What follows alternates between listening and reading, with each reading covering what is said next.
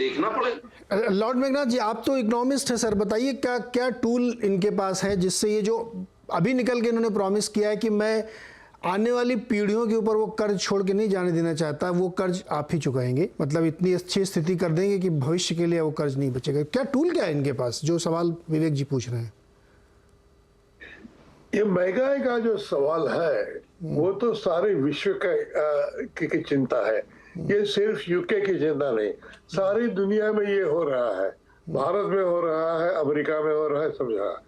तो इसको कम करने की उन पे शक्ति नहीं। एक ही शक्ति है कि जो स्थिति है वो स्थिति ज्यादा बिगड़े नहीं। लिज ट्रस ने ज्यादा बिगाड़ दी। लिज ट्रस ऐसे उत्साह में आई कि मैं ये करूंगी वो करूंगी, मगर उससे नुकसान बहुत हो गया। तो पहली बात तो ये है कि पहले नुकसान कम करो।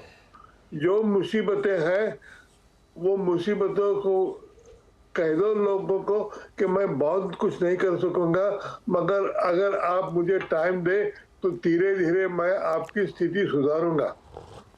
ये जो बात है वो अब तक उन्होंने कही नहीं। उनको एक राजनीतिक आदमी हो के ये सब कहना पड़ेगा कि भाई देखो ये हमारे बस की बात नहीं, ये तो सारी दुनिया में हो रहा है। वो जब कहेंगे तब उनको लोग बहुत ज्यादा टाइम देंगे। अब तो ऐसा है कि हर हफ्ते हर महीने उनको ये देखना पड़ेगा कि उनकी पार्टी उनको साथ देगी या नहीं। अगर पार्टी ने साथ नहीं दिया तो नो कॉन्फिडेंस मोशन आ जाएगा।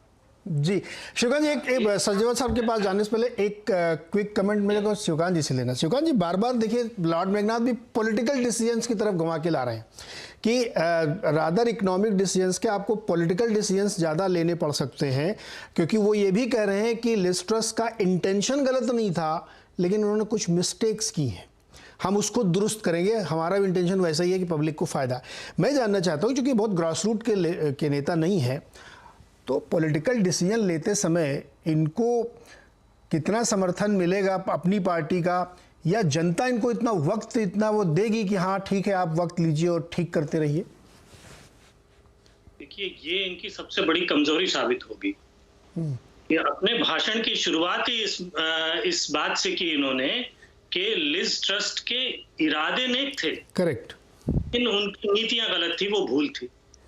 कहने का मतलब ये है कि लिज ट्रस्ट को, वो लिज ट्रस्ट के जो समर्थक हैं उनको साथ रखना चाहते हैं, उनके ऊपर जो है ब्लेम नहीं करना चाहते। इसी तरह बोरिस जॉनसन की तारीफ की बहुत, और तारीफ करनी भी चाहिए। और जो इन्होंने चुनौतियां गिनाई और जो इन्होंने काम गिनाए, वो अगर कंजर्वेटिव पार्टी का घोषणा पत्र उठा के देखें 2019 का, वो बिल्कुल हूबहू शब्द से वही सारी लाइनें थी। तो ये इनके सामने 5 धड़े हैं कंजर्वेटिव पार्टी में, बड़े 5 धड़े, जिसमें एक ईआरजी है, कुछ लोग वन नेशनवादी हैं, कुछ लोग पावलवादी हैं, कुछ हैं।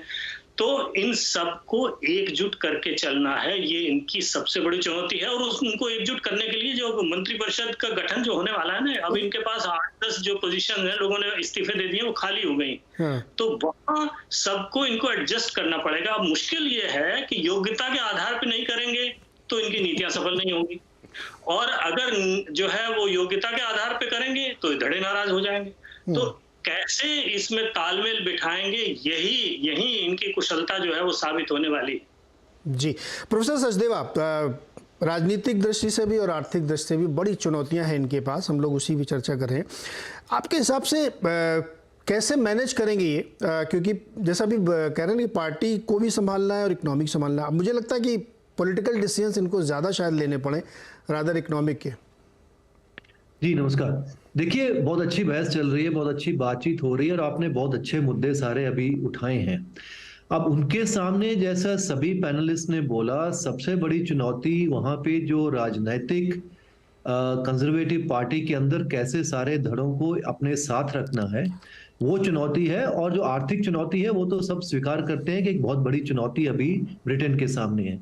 लेकिन वो चुनौती सिर्फ ब्रिटेन के सामने नहीं है, पूरे यूरोप और पूरी दुनिया के अंदर एक आर्थिक मंदी का जो दौर आने वाला है, जिस तरह से इन्फ्लेशन वहां पे बढ़ा हुआ है, और ब्रिटेन जो है अभी तक जो ब्रेक्सिट का जो उसका जो शौक है उससे अभी तक उभर पे ठीक से आया नहीं है।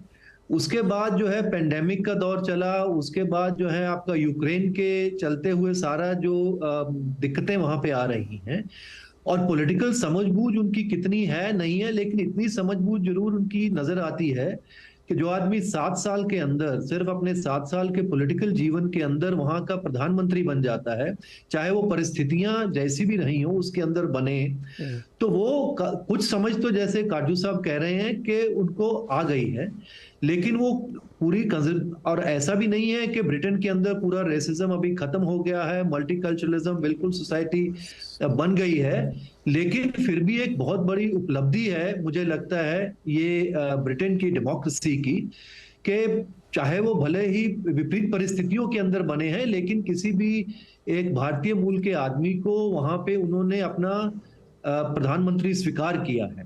उससे शायद कुछ और सीख भी मिलती है दूसरे डेमोक्रेसीज को भी, और ब्रिटेन का कद मुझे लगता है उसमें डेमोक्रेसी पहले से बढ़ता है। लेकिन अब इनके सामने जो दिक्कतें हैं, चुनौतियां हैं, वो काफी चुनौतियां अंतर्राष्ट्रीय मुद्दों से जुड़ी हुई हैं, और ब्रिटेन जो है वो उन्होंने दो अपनी जो मुख्य तौर से अपने भाषण में बातें कही कि एक तो आर्थिक तौर से बहुत दिक्कतें हैं, दूसरी जो उन्होंने कहा कि पुतिन के जो वॉर है यूक्रेन वाली, उसका जो सारा प्रभाव पड़ रहा है, और उसमें तो ब्रिटेन बढ़ चढ़ के पूरा वो हिस्सा लेता रहा है, और इनकी जो कंजर्वेटिव पार्टी की जो नीतियां हैं वो नीतियां कोई बदलने वाली नहीं है, ना ही वो डोमेस्टिक तौर से ना ही अंतर्राष्ट्रीय तौर पे, और वो नीतियां वो चलती रहेंगी। लेकिन अभी वो अगर वो सिर्फ स्टेबिलिटी थोड़ी ले आते हैं, क्योंकि दिक्कतें वहां पे अभी वो तुरंत जाने वाली नहीं है, लेकिन कम से कम स्टेबिलिटी ले आते हैं और अपनी पार्टी को तैयार करते हैं आने वाले 2 साल के बाद जो वहां पे इलेक्शन होने वाले हैं, और उनके लिए एक बहुत बड़ी उपलब्धि है, मौका भी मिला है 2 साल के लिए उनको, उसके अंदर वो 2 साल तक टिक पाते हैं, अपनी पार्टी को लीड कर पाते हैं, ये एक बहुत बड़ी उपलब्धि उनके लिए हो जाएगी। जी काजू सर, आप इंटरव्यू करना चाह रहे थे जब लॉर्ड साहब बोल रहे थे तो। देखिए, अब ये बिल्कुल सही मेघनाथ जी ने जो कहा और श्रीकांत जी जो कह रहे हैं वो सही है कि जो चुनौतियां, आर्थिक चुनौतियां ब्रिटेन के सामने हैं, वो खाली ब्रिटेन के सामने नहीं है, और यूरोप के और देशों के सामने है, और दुनिया भर के सामने। सवाल ये नहीं है, सवाल ये है कि किस देश की जनता में ज्यादा सब्र है इन चुनौतियों को सामना करने का।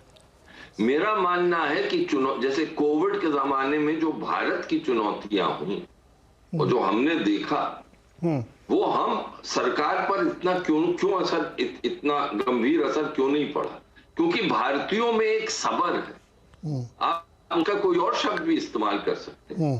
अब क्या ब्रिटेन के लोगों में ये सब्र है कि मॉर्गेज, जैसे श्रीकांत जी ने कहा कि 100 से 200 हो गई, लेकिन वो अब 200 से 100 तो एक यकायक तो नहीं होगी। क्या ये सब्र है कि 200 से फिर 190 पर आए, 180 पर आए, और वो जो एक गंभीर सर्दी का दौर होगा उससे वो इनके आहान पर वो झेल लेंगे?